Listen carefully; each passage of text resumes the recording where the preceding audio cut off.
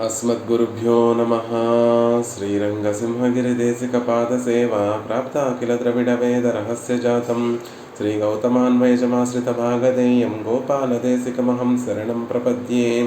श्रीमद्गौतमवंशनायकमणेर्गोपालसूरेसुतं तत्पादाम्बुजलब्धयुग्मनिगमान्तार्धं सुशीलं सदा सद्विद्याविनयादिसद्गुणनिधिं स्वाचार्यनिष्ठान्वितं वन्दे वैष्णवभूषणं तमनघं श्रीरङ्गरामानुजं कौशिकान्वयसञ्जातं वेङ्कटार्यतनोभवं वेदान्ताचार्यसच्शिष्यं उडैवर्लुगुरुं भजे।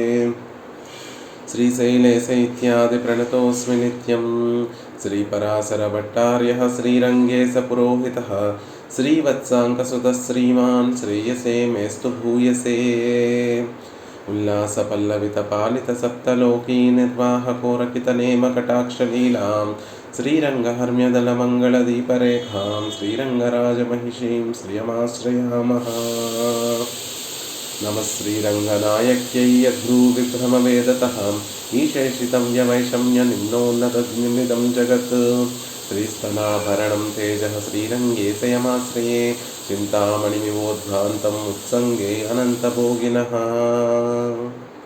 భాగవతోత్తములందరికీ దాసోహాలు సమర్పిస్తూ పరాశర భట్టర్ వారు అనుగ్రహించినటువంటి శ్రీగుణరత్న కోశాన్ని అధ్యయనం చేసేటటువంటి ప్రయత్నం చేస్తున్నాం. అందులో భాగంగా క్రిందటి రోజున 41వ శ్లోకాన్ని సేవించేటటువంటి ప్రయత్నం చేశాం. ఆనందాత్మభిర్ క్షీబాలసైః ఆగళ ప్రేమార్ధైరపి కూలముద్వహ కృపా సంప్లావితాస్మదృశైః పద్మేతే ప్రతిబిందుబద్ధకలిక బ్రహ్మాదివిష్కంబకైః ఐశ్వర్యోద్గమగద్గదైరసరణం మాం పాలయాలోకితైః. భట్టర్ మాం పాలయ ఆలోకితైః అశరణం మాం పాలయ ఆలోకితైః. తల్లి, ఎవరిని ఆశ్రయించలేనటువంటి మమ్మల్ని నువ్వే కటాక్షించాలి. ఎలా కటాక్షించాలి అంటే నీ ఆలోకములతోటి, అంటే నీ కటాక్షములతోటి, నీ క్రీగంటి చూపుల నుండి వచ్చేటటువంటి ఆ కటాక్షములతోటి మమ్మల్ని రక్షించాలి, మమ్మల్ని కృప చెయ్యాలి అని ప్రార్థిస్తున్నారు. ఎలాంటివి ఆ కటాక్షములు అంటే ఆనందాత్మభిః, ఆనంద స్వరూపములైనటువంటివి. ఈ సమజ్జనమద క్షీబాలసైః, పరమాత్మ ఎప్పుడూ కూడా వాటిలో మునిగి తేలడం వల్ల వాటికి ఒక కొద్దిపాటి కించిత్ గర్వము, కొద్దిపాటి అలసట కలిగినటువంటి ఆలోకములు. ఆగళ ప్రేమార్ధైః, మరి అంత స్వామి అనుభవించేటటువంటి కటాక్షములు మన దాకా వస్తాయా అండి అంటే ఎందుకు రావు? ఆగళ ప్రేమార్ధైః, నిత్యము గళము వరకు ప్రేమతో నిండినటువంటి కటాక్షములు అంటున్నారు. అంతేనా? కూలముద్వహ కృపా సంప్లావితాస్మదృశైః. ప్రేమ ఉంటే సరిపోతుందా? ప్రేమ కేవలం సంబంధాన్ని బట్టే కలిగేటటువంటి భావన ప్రేమ అయితే మరి అందరి మీద ప్రేమ కలగడానికి వీలు ఉంటుందా అంటే అంతకన్నా గొప్పది ఆ తల్లి కటాక్షాలలో ఉంది. అది కృప. సంబంధంతో సంబంధం ఉందా లేదా అనేటటువంటి వ్యవహారం లేకుండా అందరి మీద సమానంగా చూపించేటటువంటి భావన కృప. కాబట్టి కూలముద్వహ కృపా అస్మదృశైః, మాలాంటి వారి మీద పొంగి ప్రవహించేటటువంటి కృపతో నిండినటువంటివి ఆ కటాక్షములు అంటున్నారు. అంతేనా? ఆ కటాక్షముల కోసం బ్రహ్మాది దేవతల ముఖ్యులందరూ కూడా సంగ్రహించుకుంటూ కలహించుకుంటూ ఉంటాయి. ఒక బిందువు కోసం ఆ కటాక్షములలో ప్రతి బిందు బద్ధకలిక బ్రహ్మాది విష్కంబకైః. బ్రహ్మాది దేవతలందరూ కూడా ఆ కటాక్షములు మాకు కావాలి, మాకు కావాలి. ఆ కటాక్షములు పూర్ణంగా కాదు, ఒకటో రెండో బిందువులు, ఆ కటాక్షంలో ఒకటో రెండో తుంపరలు మాకు కావాలి అంటే మాకు కావాలి అని ప్రతి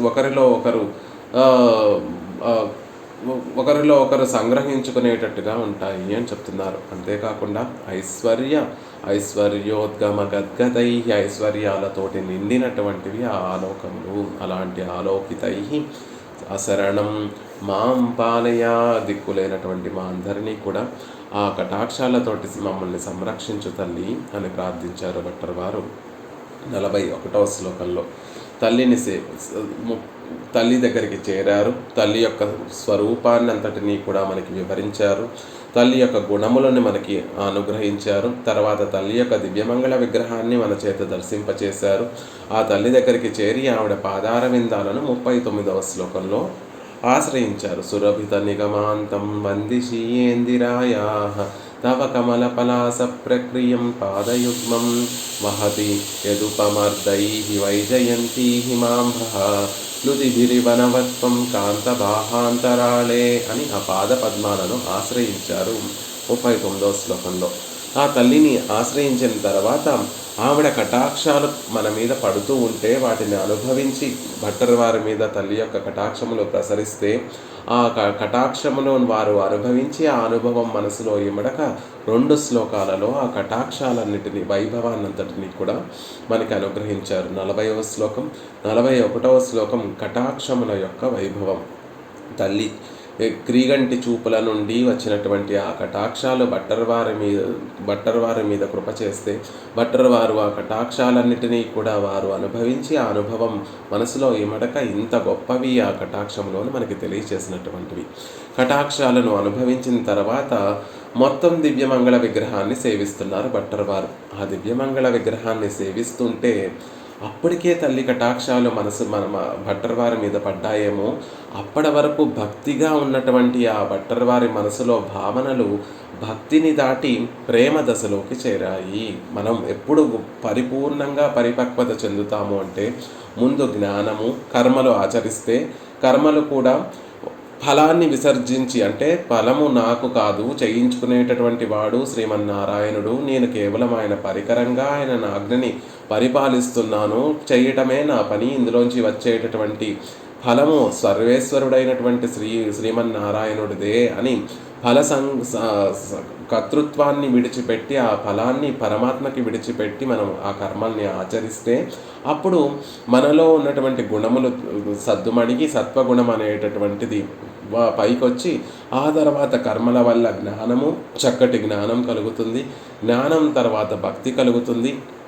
ఆ భక్తి ఎప్పుడు చిగురిస్తుంది అంటే అది ప్రేమగా మారినప్పుడు చిగురిస్తుంది.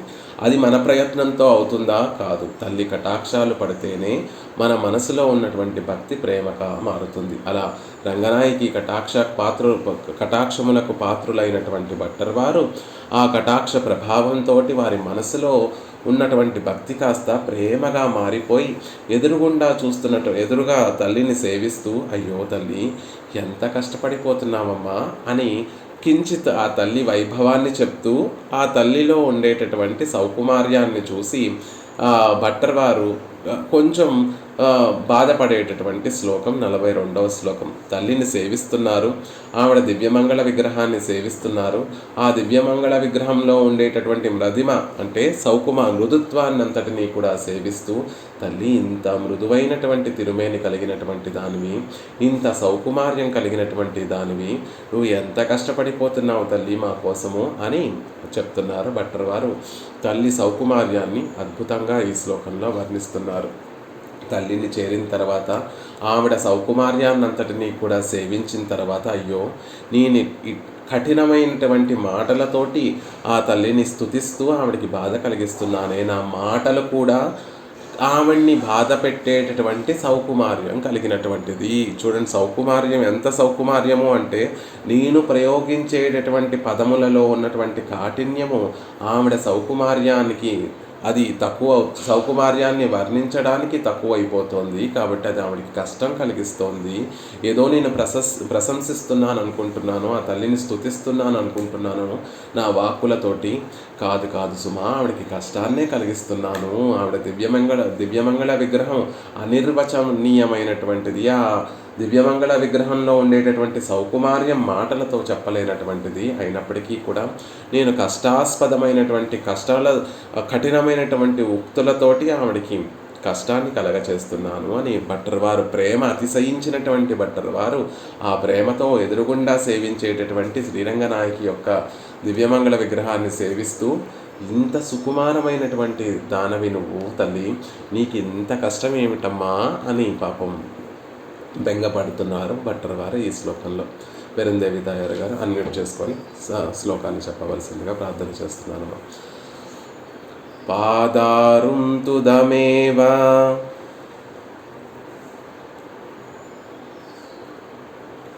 పంకజరజః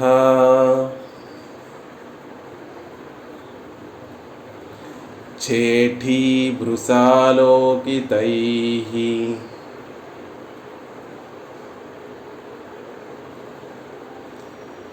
అంగమ్లానిః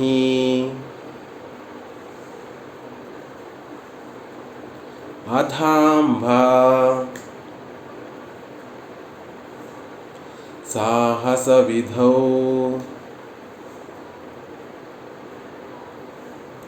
లీలారవిందగ్రహః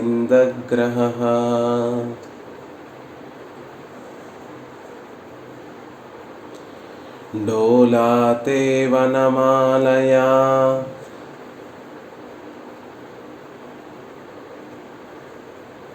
హరిభుజే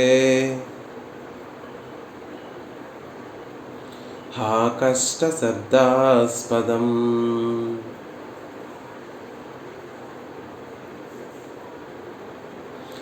కేన శ్రీః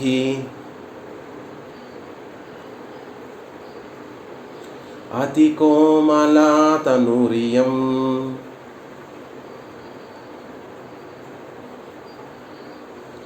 వాచాం విమర్దక్షమా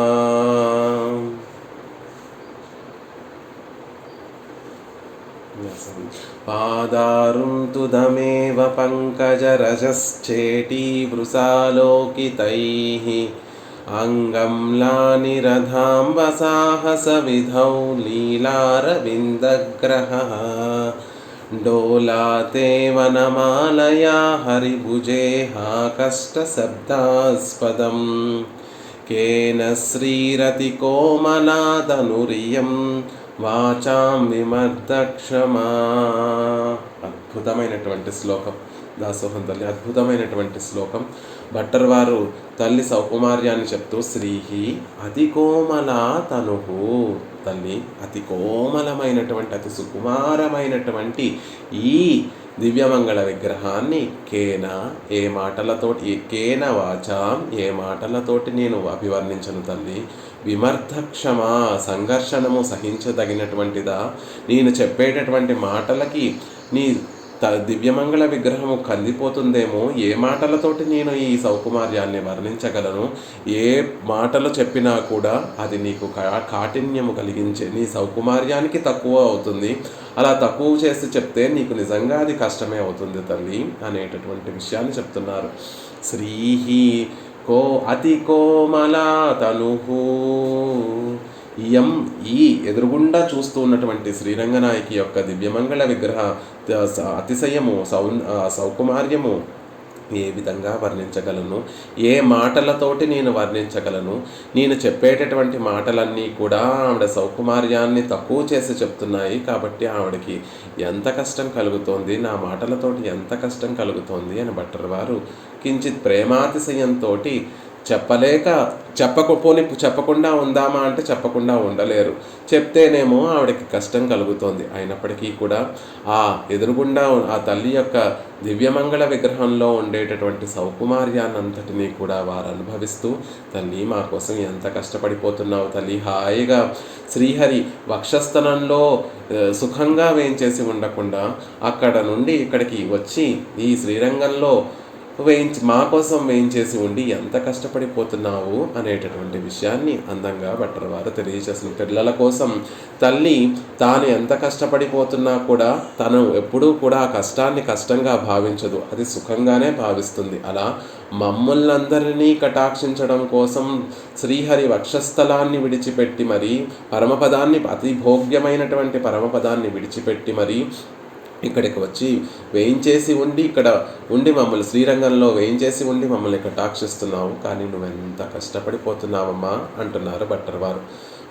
హే అంబా అధాంబా అంబా అనేటటువంటి మాటను 2వ పాదంలో మనం చూడొచ్చు. ఓ తల్లి శ్రీరంగనాయకి పంకజరజః, పంకజములు అంటే పద్మములు, ఆ పద్మముల యొక్క రజము అంటే లోపల మధ్యలో ఉండేటటువంటి పుప్పడి, పరాగము అంటారు.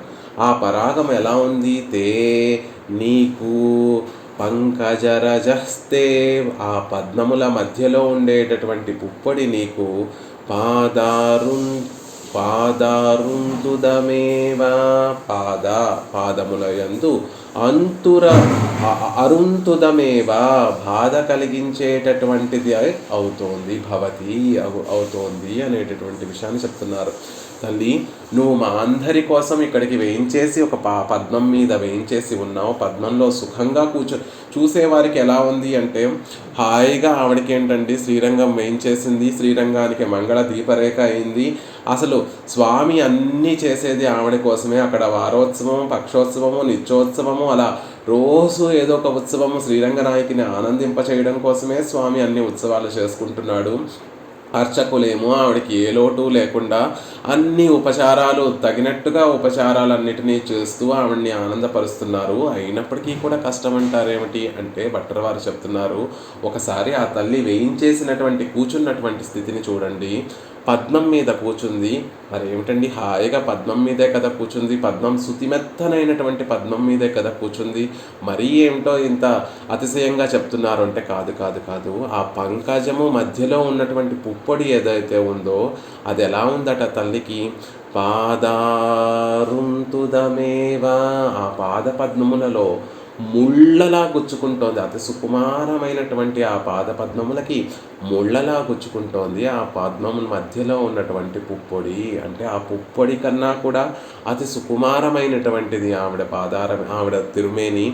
ఆ పద్మంలో వేయించేసి ఉండడం వల్ల ఆ పద్మంలో ఉండేటటువంటి అతి సున్నితమైనటువంటి పుప్పొడి కూడా ముళ్ళలా ఆవిడ్ని బాధిస్తోందండి. ఆ పాద పద్మాలకి గుచ్చుకుంటూ తగులుతున్నప్పుడల్లా కూడా ముళ్ళలా ఆవిడ పాద పద్మాలకి బాధ కలుగుతోంది. అయినప్పటికీ కూడా ఆవిడ అక్కడ అలాగే వేయించేసి ఉండి మనల్ని కటాక్షించడం కోసం అలాగే వేయించేసి ఉంటుంది అని చెప్తున్నారు. ఇంకా పాదార విందాలను సేవించిన తర్వాత భట్టర్ వారు తిరుమేనినంతటిని, రంగనాయకి యొక్క తిరుమేనినంతటిని కూడా ఒకసారి సేవించారట.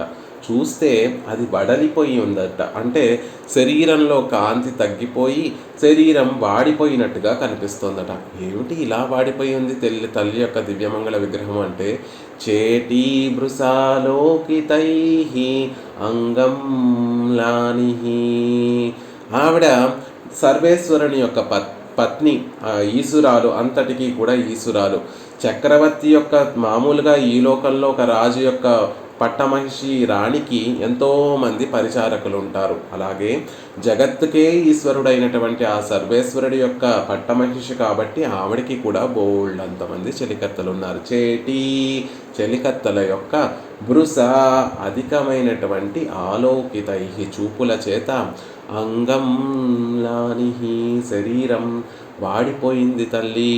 వారు చూస్తే చాలు నీ దివ్యమంగళ విగ్రహము వాడిపోతోంది, నీ అవయవములన్నీ కూడా వాడిపోతున్నాయి. అలాంటి కొంచెం వాడినట్టుగా ఉన్నటువంటి తిరుమేని అంత సుకుమారమైనటువంటిది తల్లి. చూపులు పడితేనే కందిపోయే అంత సుకుమారమైనటువంటి ఓ తల్లి ఇక్కడికి వచ్చి రోజు నిన్ను అందరం కూడా సేవిస్తున్నారు. వారి చూపులన్నీ కూడా నీ దివ్యమంగళ విగ్రహం మీద పడి నువ్వు ఎంతో వాడిపోతున్నావు. అయినప్పటికీ కూడా నువ్వు ఇక్కడ శ్రీరంగంలో మా కోసం వేయించేసి కటాక్షిస్తున్నావు అంటున్నారు. అలా దివ్యమంగళ విగ్రహాన్ని సేవిస్తేనేమో ఆ సౌకుమార్యం ఉట్టిపడుతోంది. చెలికెత్తల యొక్క చూపులకి వాడిపోయే అంత సుకుమారమైనటువంటి తిరుమేని కలిగినటువంటి ఆవిడ. ఇక ఆ తల్లి శ్రీరంగంలో వేయించేసి ఉన్నటువంటి ఆ శ్రీరంగనాయికి 2 శ్రీహస్తాలలో 2 పద్మాలను పట్టుకొని ఉంటుంది. అది చూస్తే భట్టర్ వారి యొక్క మనసు మరీ ద్రవించిపోయిందట. అమ్మో, ఎంత సాహసం తల్లి! అతి సుకుమారమైనటువంటి ఆ శ్రీహస్తాలతోటి పెద్ద పెద్ద పర్వతాల్లాంటి ఆ తామర పుష్పాలని నువ్వు మోస్తున్నావు. ఎంత కష్టం కలుగుతోంది, ఎంత సాహసం చేస్తున్నావమ్మా. సాహస విధౌ లీలారవిందగ్రహ. లీలారవిందము అంటే చేతిలో అతి సుకుమారమైనటువంటి కమలాన్ని పట్టుకొని గ్రహ లీలారవిందాన్ని పట్టుకొని ఉన్నావు తల్లి. కానీ అది చూస్తుంటే ఎలా ఉందో తెలుసా? సాహస విధౌ సాహస కృత్యంలా ఉంది. నువ్వు అంత పెద్ద కష్టమైనటువంటి ఆ పద్మాలను పట్టుకుంటూ నీ చేతులు బరువెక్కిపోయి అవన్నీ కూడా సుకుమారమైనటువంటి ఆ శ్రీహస్తాలు కందిపోతూ ఉంటే అంత సాహసం చేయడం దేనికోసం తల్లి అని పెద్ద సాహసాన్ని చేసినట్టుగా ఉంది తల్లి ఆ పద్మాలను పుచ్చుకోవడము అంటున్నారు. అంతేనా? ఆవిడ ఎక్కడ వేయించేసి ఉంటుంది? మీరు అలా చెప్తున్నారు. హాయిగా ఎప్పుడూ ఆవిడ వక్షస్థలంలో, పెరుమాళ్ళ వక్షస్థలంలోనే ఉంటుంది. ఆ పెరుమాళ్ళ యొక్క వక్షస్థలం పెద్ద భవనంగా చేశాడు స్వామి. ఆ భవనంలోనే హరిభుజాంతర మధ్య సీమ ఆవిడకి భవనం కదా, ఆ భవనంలో ఆవిడ హాయిగా వేయించేసి ఉంటుందండి. ఇంకేం బెంగపడతారు భట్టర్ వారే అంటే, అయ్యయ్యో అక్కడ ఇంకా పెద్ద కష్టం అయిపోతుంది తల్లికి.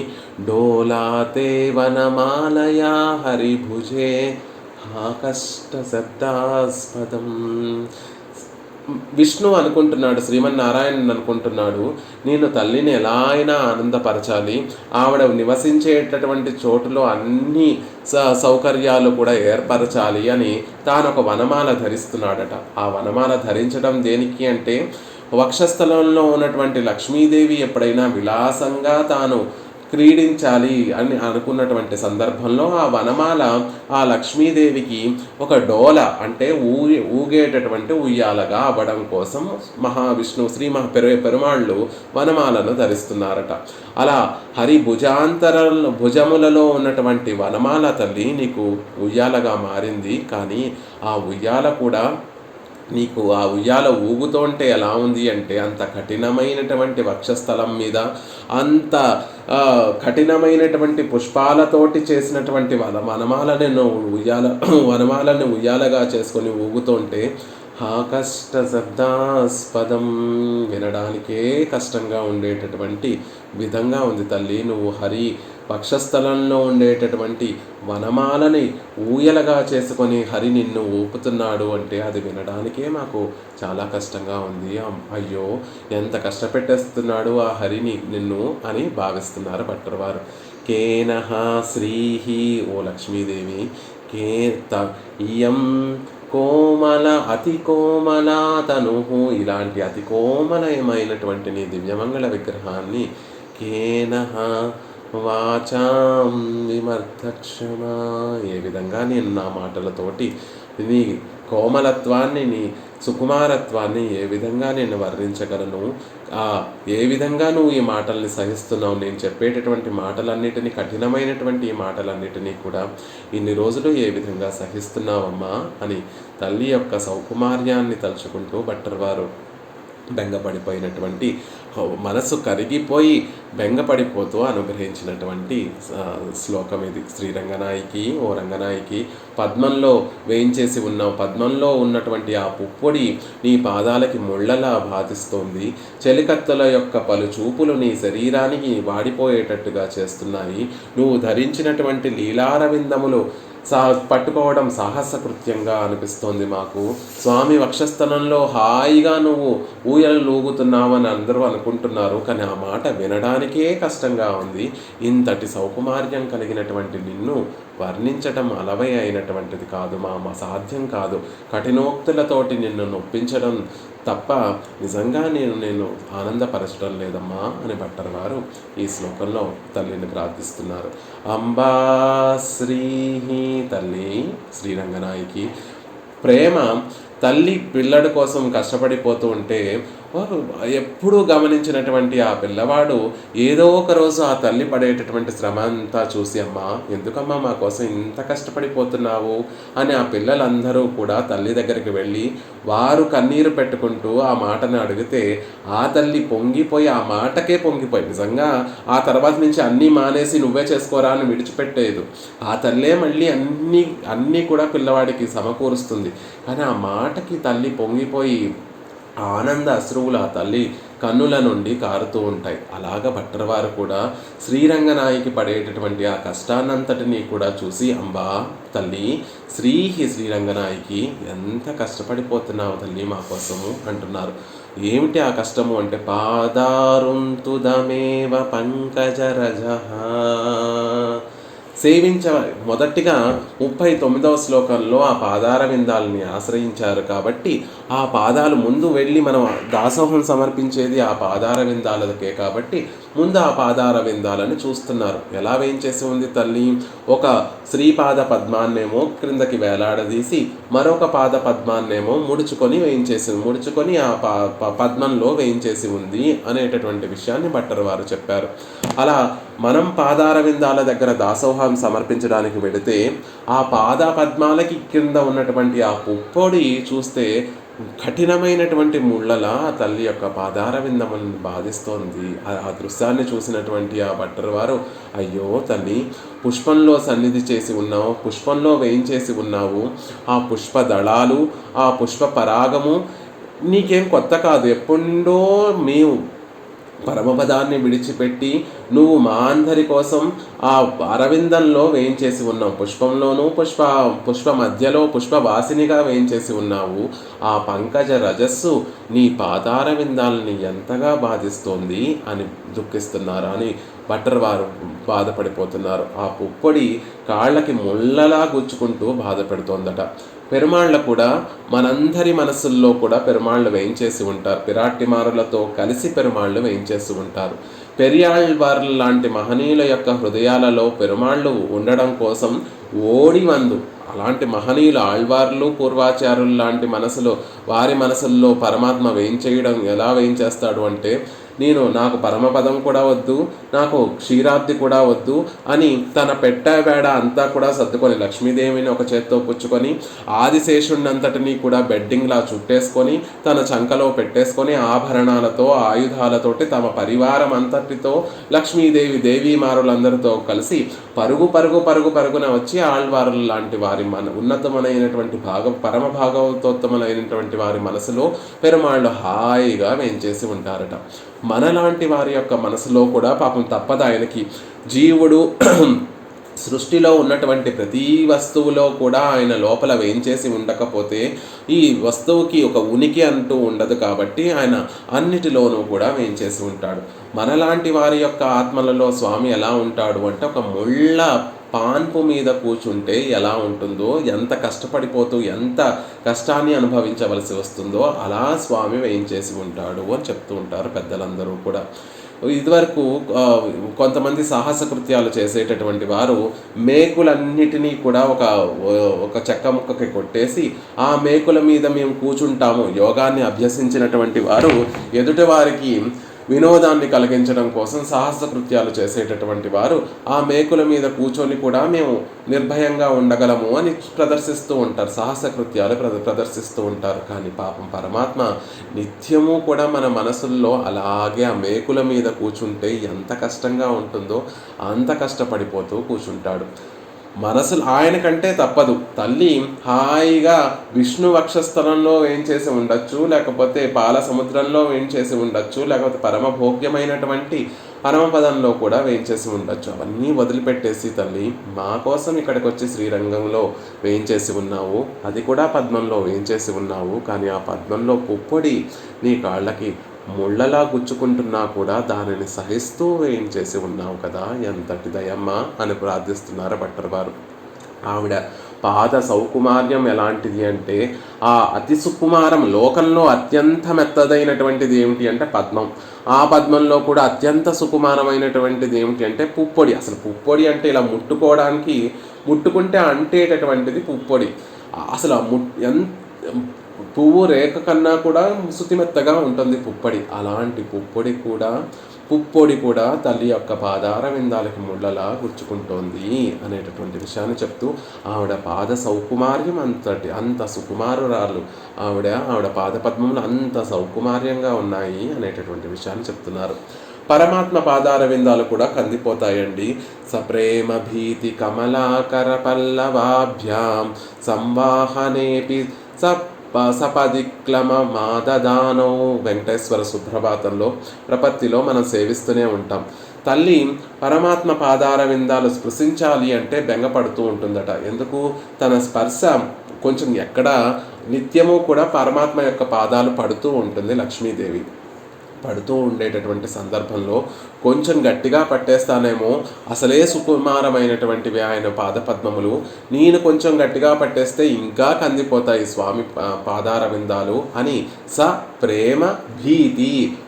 ప్రేమ ఉండలేదు, పట్టకుండా పాదాలు సంవాహన చేయకుండా ఉండలేదు తల్లి. కానీ ఒక పక్కన భయం కూడా కలుగుతూ ఉంటుంది, గట్టిగా పట్టేస్తానేమో, నా చెయ్యి తగిలితే ఆయన పాదాలు ఇంకా కందిపోతాయేమో అని ప్రేమతోటి భీతితోటి ఆ రెండు కలిసినటువంటి భావనతోటి ఆయన పాదార విందాలు పడుతూ ఉంటుందట లక్ష్మీదేవి. అక్కడ చెప్తారు స్వామి యొక్క పాదార విందాలు అతి సౌకుమార్యం కలిగినటువంటివండి. కానీ ఆశ్చర్యం చూడండి, తల్లి పాదార విందాల సౌకుమార్యానికి పెరుమాళ్ళ పాదార విందాల సౌకుమార్యానికి తేడా ఏమిటి అంటే, ఆయన పాదార విందాలు కరస్పర్శ వల్ల కందిపోయేటటువంటివి స్వామి పాదార విందాలు. ఈవిడ పాదార విందాలు పుప్పొడి పంకజ పరాగానికే కందిపోయేటటువంటివి ఈవిడ పాదార విందాల యొక్క సౌకుమార్యం.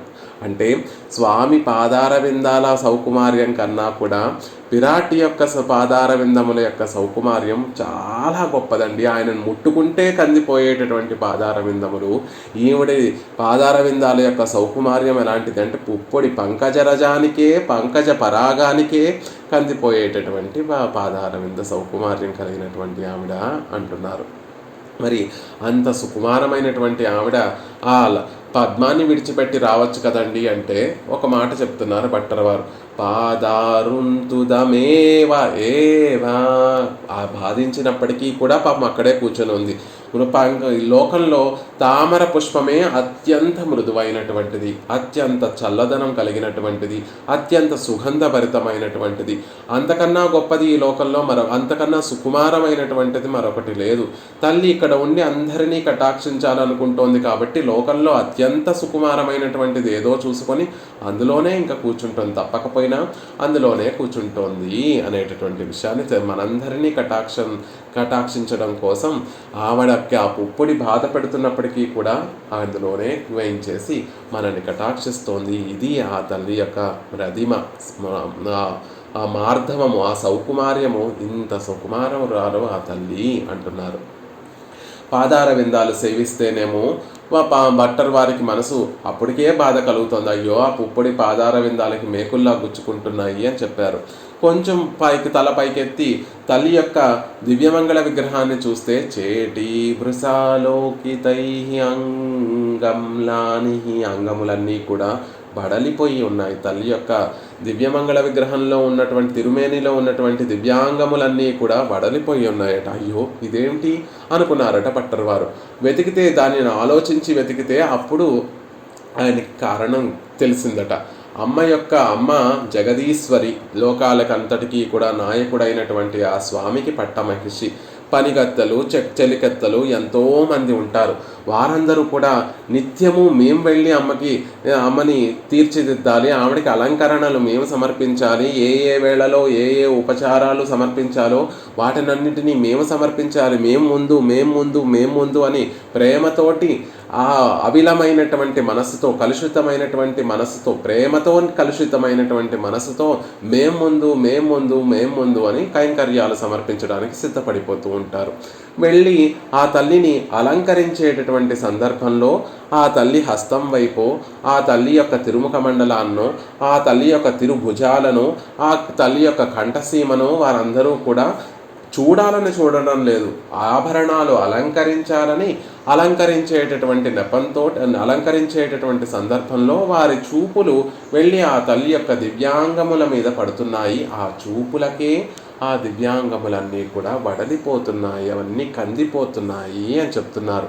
లోకంలో దృష్టి దోషము అంటారు. అంటే చూడనటువంటి వస్తువుని ఒక్కసారి, విలక్షణమైనటువంటి ఏదైనా వస్తువుని మొదటిసారి కనుక మనం చూస్తూ ఉంటే, ఇప్పటి వరకు చూడలేదు, మొదటిసారే మనం వారిని కానీ ఆ వస్తువుని కానీ చూస్తున్నాము, అప్పుడు మన కళ్ళలో ఉండేటటువంటి తీక్షణమైనటువంటి దృష్టి దాని మీద కలిగి దృష్టి దోషం ఏర్పడుతుంది అంటారు. కానీ ఇక్కడ ఉన్నటువంటి ఇక్కడ తల్లికి ఆ దృష్టి దోషం వల్ల కందిపోతుందా అంటే, ఇక్కడ ఉన్నటువంటి వారందరూ కూడా ఎప్పుడూ ఉపచారం చేసేటటువంటి వారే, వారికి ఎప్పుడూ కూడా తల్లిని రోజు సేవించేటటువంటి వారు. మరి ఎందువల్ల తల్లి యొక్క తిరుమేని కందిపోతోంది అంటే రోజు ఆ తల్లిని సేవించినప్పటికీ కూడా ఆ దివ్యమంగళ విగ్రహం ఎలాంటిది అంటే అపురూపమైనటువంటి దివ్యమంగళ విగ్రహం. నిన్న సేవించినటువంటి తల్లి యొక్క తిరుమేని ఇవాళ కూడా సేవిస్తుంటే అదే విధంగా ఉండదు. ఇవాళ ఇంకా నవనూతనంగా కనిపిస్తుంటే నిన్నటి కన్నా కూడా నూతనంగా కనిపిస్తాం. అపూర్వమైనటువంటిది ఆ తల్లి యొక్క దివ్యమంగళ విగ్రహం కాబట్టి ఆ చెలికెత్తలందరికీ కూడా రోజు కొత్తగానే అనిపిస్తోందండి. అలా వారు కావాలని తీక్షణంగా చూడకపోయినా కూడా ప్రేమ కలిగినటువంటి వారు కాబట్టి దృష్టి దోషం అనేటటువంటిది ఉండదు. కన్నులలో హాని కలిగించేటటువంటి దృష్టి వారికి లేకపోయినా కూడా నవనూతనంగా ఉండేటటువంటి దివ్యమంగళ విగ్రహం, అపూర్వంగా ఉండేటటువంటి దివ్యమంగళ విగ్రహం కాబట్టి చూసేటటువంటి ఆ దివ్యమంగళ విగ్రహం మొదటిసారి కాబట్టి అది చూడాలని చూడట్లేదు. కేవలం ఆభరణాలను అలంకరించేటటువంటి ప్రక్రియలో వారి చూపు ఆ తల్లి యొక్క దివ్యమంగళ విగ్రహం మీద పడినటువంటి సందర్భంలో ఎక్కడైతే ఆ చెలికత్తల యొక్క చూపులు పడుతున్నాయో ఆ అంగములన్నీ కూడా వాడిపోతున్నాయి, కందిపోతున్నాయి. అంత సుకుమారమైనటువంటిది తల్లి యొక్క దివ్యమంగళ విగ్రహం. చూపులకే కందిపోయేటటువంటి సౌకుమార్యం కలిగినటువంటిది అంటున్నారు భట్టర్ వారు. ఈ లోకంలో అన్నిటినీ కూడా బాగా తెలిసినటువంటి వారు. లోకంలో ఉన్నటువంటి అత్యంత సుకుమారమైనటువంటివి ఏమిటి అంటే ఒక పచ్చి ఆకును మనం అప్పుడే చిగురించినటువంటి ఒక పచ్చి ఆకుని ముట్టుకుంటే అది వాడిపోతుంది. ఒక లేత చిగురు వచ్చింది, ఆ చిగురుని కనుక మనం ముట్టుకుంటే అది వాడిపోతుంది. మంచిగా చక్కగా పుష్పం వికసించింది, ఆ పుష్పాన్ని దగ్గరికి వెళ్ళి వాసన చూస్తే వాడిపోతుంది. అంటే పల్లవము పుష్పము ముట్టుకున్నా వాసన చూసినా వాడిపోతూ ఉంటాయి. అంత సుకుమారమైనటువంటివి ఈ లోకంలో ఆ చిగురు కానీ పుష్పం కానీ ఆ పల్లవం కన్నా పుష్పం కన్నా కూడా సుకుమారమైనటువంటిది తల్లి యొక్క తిరుమేని అని భట్టర్ వారు చెప్తున్నారు. చెప్పాలనుకున్నారు కాబట్టే చూపులకే చేటీ వృషాలోకితై అంగంలాని, చూపులకే కందిపోయేటటువంటివండి తల్లి యొక్క దివ్యమంగళ విగ్రహము. ఆ పల్లవం చిగురులాగా దగ్గరికి వెళ్ళి ముట్టుకోక్కర్లేదు, పుష్పంలాగా దగ్గరికి వెళ్ళి వాసన చూడక్కర్లేదు, అమ్మ దరి చేరకుండా దూరం నుంచి చూసినంత మాత్రాన వాడిపోయేటటువంటిది సౌకుమార్యం కలిగింది అమ్మ యొక్క దివ్యమంగళ విగ్రహము అనేటటువంటి విషయాన్ని చెప్తున్నారు. ఎంతోమంది ఆవిడ దరి చేరకుండానే దూరం నుండి శ్రీరంగనాయకిని సేవిస్తూ ఉంటే ఆ చూపులకే ఆ తల్లి యొక్క దివ్యమంగళ విగ్రహం కందిపోతుంది అని అత్యంత వైభవంగా పల్లవం కన్నా అంటే లేత చిగురు కన్నా పుష్పం కన్నా అప్పుడే వికసించినటువంటి సుకుమారమైనటువంటి పుష్పము కన్నా కూడా అతి సుకుమారమైనటువంటిది తల్లి యొక్క దివ్యమంగళ విగ్రహము. ఎక్కడైతే ఆ చెలికెత్తల యొక్క చూపులు పడుతున్నాయో ఆ దివ్య అంగములన్నీ కూడా అమ్లానిహి ఒక వాడిపోవటం అనేటటువంటివి వాటికి సంతరించుకుంటోంది. అవన్నీ ఆ దివ్యాంగములన్నీ కూడా వాడిపోతున్నాయి అంటున్నారు.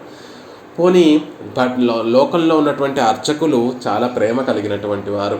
తల్లి చూపులు నేరుగా ముందు వెళ్ళి మన చూపులు వెళ్ళి తల్లి యొక్క దివ్యమంగళ విగ్రహం మీద పడకూడదు అని ఆ తల్లికి 2 అరవిందాలన్నిటినీ కూడా చేతిలో ఉంచుతారు. ఎందుకు? ఆభరణాలు ధరింపచేసిన, చేతిలో ఆయుధాలను ధరింపచేసిన, లేకపోతే చేతిలో అరవిందములు ధరింపచేయడం అనేటటువంటివి ఎందుకు అంటే ముందు ఈ మన చూపులన్నీ కూడా తల్లి మీద పడకుండా ముందు వేరొక వస్తువు మీద పడి ఆ తర్వాత వాటిని తల్లి వైపు మరలిస్తే చూడకూడనటువంటి వారి యొక్క దృష్టి ముందు వాటి మీద పడుతోంది కాబట్టి దృష్టి దోషం తొలగిపోయి అమ్మకి మంగళం కలుగుతుంది అనేటటువంటి ఉద్దేశంతో ఈ లోకంలోకి రంగనాయకి వచ్చిన తర్వాత ఆవిడికి 2 అరవిందములు ఇచ్చి ఇవి పట్టుకో తల్లి, నీకు ఇతరుల నుండి దృష్టి దోషం తగలకుండా ఉంటుంది అనేటటువంటి ఉద్దేశంతో 2 లీలా అరవిందాలను పాపం పట్టుకోమనేసరికి ఆవిడ పట్టుకుంది. కానీ ఆ పట్టుకోవడం ఎలా ఉంది అంటే సాహస విధో, అమ్మో ఎంత కష్టం తల్లి,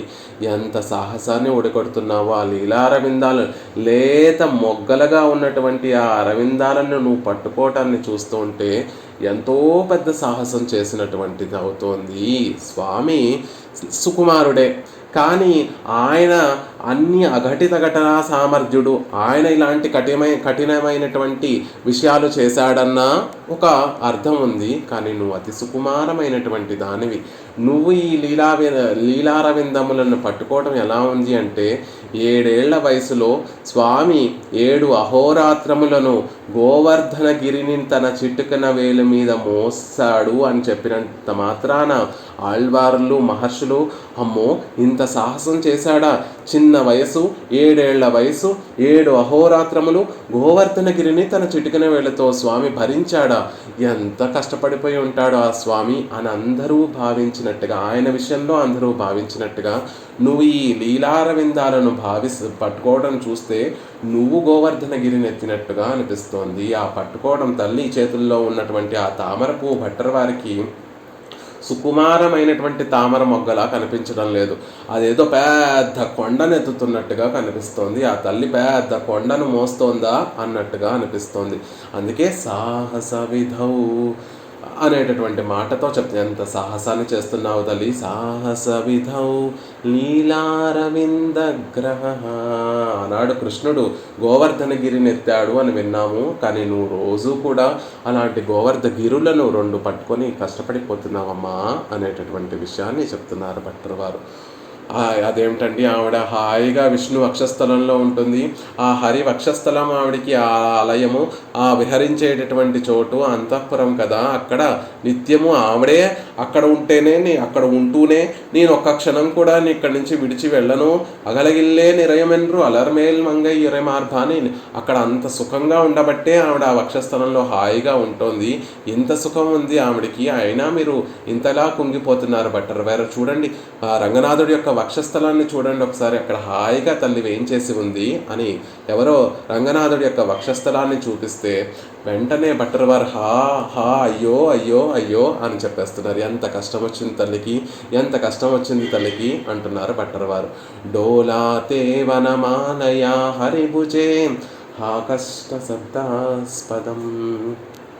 తల్లి రంగనాథుణ్ణి వక్షస్థలాన్ని చూసినటువంటి భట్టర్ వారికి అక్కడ తల్లి వనమాలికను డోలగా చేసుకుని ఉయ్యాలగా చేసుకొని వైజయంతి మాలను ఉయ్యాలగా చేసుకొని హేళగా ఉయ్యాల ఊగుతున్నట్టుగా కనిపిస్తోందట. మిగిలినటువంటి వారేమో అందంగా చెప్తున్నారు, తల్లి చూడండి ఎంత హాయిగా ఆ వనమాలను డోలగా ఉయ్యాలగా చేసుకొని ఎంత హాయిగా ఊగుతోందో, ఎంత సుఖంగా అక్కడ వక్షస్థలంలో ఉందో అని మిగిలినటువంటి వారందరూ చెప్తుంటే ప్రేమ తల్లి పట్ల ప్రేమ అతిశయించినటువంటి భట్టర్ వారికి అది ఆనందంగా కనిపించడం లేదు. హా కష్ట శబ్దాస్పదం. అయ్యో ఎంత కష్టపడిపోతోంది తల్లి. హరి భుజాలకి మధ్యలో ఉన్నటువంటి ఆ వనమాలని డోలగా ఉయ్యాలగా చేసి పెట్టాడు ఆ స్వామి. ఆయన ఉయ్యాల సుఖంగా ఊగుతోంది అనుకుంటున్నాము, ముందు అసలు ఆ వక్షస్థలమే కఠినమైనటువంటి ప్రదేశం కదా. భగవంతుడు చాలా నిరంకుశుడు, చాలా కఠినమైనటువంటి వాడు, సాహసాలు ఎన్నో చేసినటువంటి వాడు, ఒకసారి గోవర్ధనగిరిని ఎత్తినటువంటి వాడు. అసలు ఆ వక్షస్థలం గురించి చెప్పుకోవాలి అంటే అది సాఫ్గా ఉండదు. ఒకసారి ఈవిడ కోసమే ఈ లోకంలోకి కృష్ణుడిగా అవతరించినటువంటి ఆ పరమాత్మ ఆ నీలాదేవిని పొందడానికి 7 ఎద్దులను వశపరుచుకున్నాడు. 7 ఎద్దులను తన అధీనంలో తెచ్చుకోవడానికి ఆ 7 ఎద్దులతోటి కూడా పోరాటం చేశాడు. ఆ 7 ఎద్దులు కూడా స్వామి వక్షస్థలాన్ని మీద పొడిచాయి. అవి పొడిస్తే ఆ గుర్తులు ఇప్పటికీ కూడా ఆనాడు శ్రీదేవిని పొందడానికి నేను చేసినటువంటి సాహస కృత్యము అని లోకాలన్నింటినీ కూడా లోకానికి అంతటికీ కూడా తెలియడం కోసం ఆ 7 ఎద్దులు చేసినటువంటి గాయాలు ఇప్పటికీ కూడా స్వామి వక్షస్థలంలో మాకు కనిపిస్తున్నాయండి.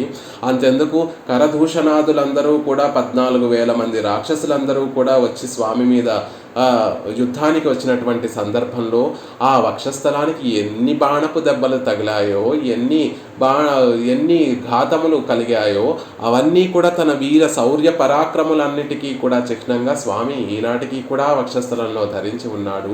అలాంటి వక్షస్థలం చనువుగా ఉండేటటువంటి, హాయిగా ఎటువంటి ఎత్తు పల్లములు లేకుండా ఉండేటటువంటి వక్షస్థలమా కాదు. ఒక పక్కనేమో నీలాదేవిని పొందడం కోసం 7 ఎద్దులతోటి యుద్ధం చేసినప్పుడు కలిగినటువంటి ఘాతములు ఉన్నాయి.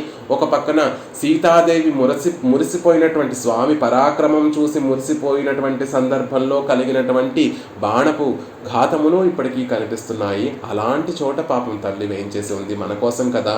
ఏ క్షణంలో ఏ జీవుడు వచ్చి ఏ సందర్భంలో స్వామికి శరణాగతి చేస్తాడో ఈయన అసలే నిరంకుశుడు, ఎక్కడ వారిని వద్దు వెళ్ళిపోమంటాడో వారిని అంగీకరించకుండా నిక్షిపామి నక్షమామి అంటాడేమో అని బెంగతోటి అలాంటి కఠినమైనటువంటి వక్షస్థలంలో కూడా తల్లి సుఖంగా నిత్యము వేయించేసి ఉండేటటువంటిది మన కోసం కదా. అసలు ఆ డోలా వనమాల అంటారా, 5 రకాల పుష్పాలతోటి చేయబడినటువంటిది ఆ వనమాల. మధ్య మధ్యలో అసలు పంకజరజమే ఆవిడికి బాధ కలిగిస్తోంది అంటే ఇక పుష్పమాలికని ఉయ్యాలగా చేసుకొని ఊగుతోంది అని చెప్తే అది మాకు వినడానికే సహించలేకుండా ఉంది. ఆ కష్ట శబ్దాస్పదం, అది మేము వినలేము సుమా, ఆ మాటను కూడా మేము వినలేము అని అంటున్నారు భట్టర్ వారు. ఆ వనమాలికను ఉయ్యాలగా చేసుకొని శ్రీహరి ఆవిడికి ఆనందాన్ని ఊపుతూ ఆవిడికి ఆనందాన్ని కలిగిస్తున్నాడు అనుకుంటున్నారేమో. లేదు అది మాకు వినడానికే చాలా కష్టంగా ఉంది అని భట్టర్ వారు ఆవిడ సౌకుమార్యాన్ని మనసులో ఊహించుకొని, ఆ వక్షస్థలము కఠినమైనటువంటిదే, ఆ వక్షస్థలంలో ఉన్నటువంటి ఆ వనమాల ఇంకా తల్లి సౌకుమార్యంతో పోలిస్తే ఆవిడ సౌకుమార్యానికి చాలా కఠినమైనటువంటిది అనేటటువంటి విషయాన్ని తెలియజేస్తున్నారు. అయినప్పటికీ కూడా తల్లి ఆ వక్షస్థలంలోనే ఎందుకు ఉంటుంది అంటే మనందరి కోసం. ఏ జీవుడు వచ్చి ఏ క్షణంలో శరణాగతికి నియమాలు ఉండవు కాబట్టి ఏ క్షణంలో ఏ జీవుడు వచ్చి శరణాగతి చేస్తాడో అప్పుడు ఆ జీవుణ్ణి వద్దనకుండా స్వామి కటాక్షించడం కోసం నిత్యము కూడా ఆ వక్షస్థలంలో తల్లి వేయించేసి ఉంటుంది.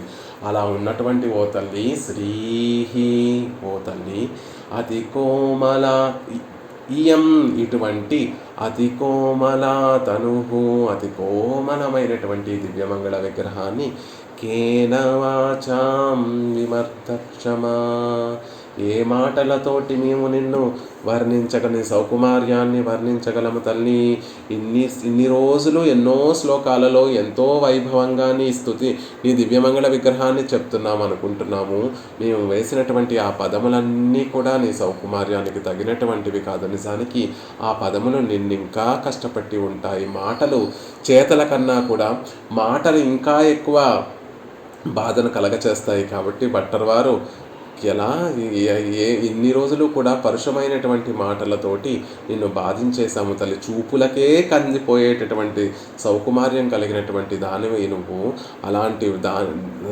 అలాంటి నిన్ను చూపుల కన్నా కూడా పరుషాలైనటువంటివి మాటలు. ఆ మాటలతోటి నిన్ను ఎంత బాధ పెట్టేసి ఉంటాము.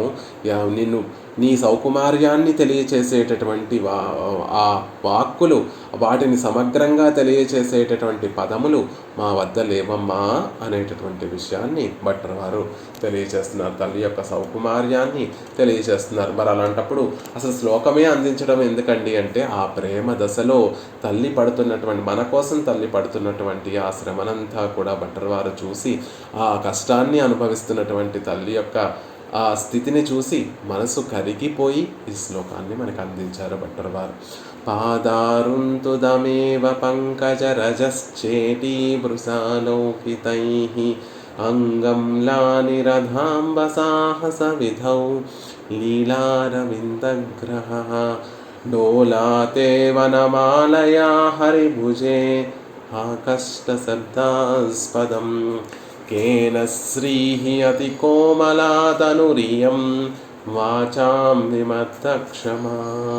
తల్లి సౌకుమార్యాన్ని మనకి చూపిస్తూ ఇంత సుకుమారమైనటువంటి తిరుమేని కలిగినటువంటి తల్లి హాయిగా పరమపదంలో ఉండకుండా, క్షీరాబ్దిలో ఉండకుండా శ్రీరంగంలో మన కోసం కదా వచ్చి వేయించేసి మనల్ని కటాక్షిస్తుంది. ఆ ఆలోకితములతోటి మనల్ని కటాక్షిస్తోంది. మన కోసం కదా శ్రీహరి యొక్క వక్షస్థలాన్ని చేరి మనల్ని అనుగ్రహిస్తోంది. అలాంటి దివ్యమంగళ విగ్రహాన్ని ఏ మాటలతోటి పొగడగలము, ఏ మాటలతోటి చెప్పగలము అనేటటువంటి విషయాన్ని భట్టర్ వారు అందంగా ఈ శ్లోకంలో తెలియచేశారు. ఆ తల్లి చేసేటటువంటి ఉపకారాలు, ఆ తల్లి మన కోసం వచ్చి శ్రీరంగంలో వేయించేసినటువంటి విషయాన్ని గుర్తుంచుకొని నిత్యము కూడా భట్టర్ వారు ఎలాంటి స్థితిలో ఉండి ఆ తల్లి సౌకుమార్యానికి ఈడుపడి ఎలా అయితే అయ్యో తల్లి నీకు ఎంత కష్టం వచ్చింది అని నిత్యము కూడా మంగళాలని సమర్పిస్తూ ఉంటారో అలా మనం కూడా ఆ తల్లి మన కోసం వచ్చి అక్కడ వేయించేసింది అనేటటువంటి విషయాన్ని, తాను బాధపడుతున్నప్పటికీ కూడా మన కోసం అక్కడ వేయించేసి ఉంది అనేటటువంటి విషయాన్ని మనం తలుచుకొని ఆ తల్లిని ఎప్పుడూ కూడా ఆ తల్లికి ఎప్పుడూ మంగళములు కలగాలి అని మనం కూడా రంగనాయకికి మంగళాశాసనాన్ని సమర్పిస్తూ శ్రీమతే రమ్యజా మాతృమునీంద్రాయ మహాత్మనే శ్రీరంగవాసినే భూయాత్ నిత్యశ్రీ నిత్యమంగళం సటారేటిరాత్ ప్రోక్తత్రయ్యంతార్థప్రదాయనే అస్మదాచార్యవర్యాయ గోపాలార్యాయ మంగళం మంగళాశాసనపరైర్మదాచార్య పురోగమైః సర్వైశ్చ పూర్వైరాచార్య